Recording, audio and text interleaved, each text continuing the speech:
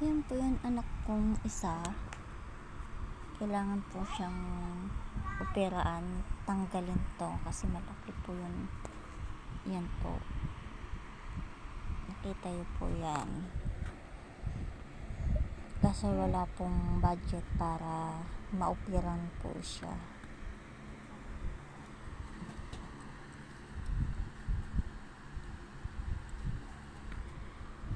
Kailangan niyang tanggalin kasi lumalaki siya, lumalaki din po.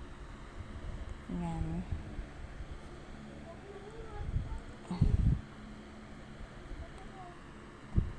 Ganyan siya nung lumabas. Linabas ko siya.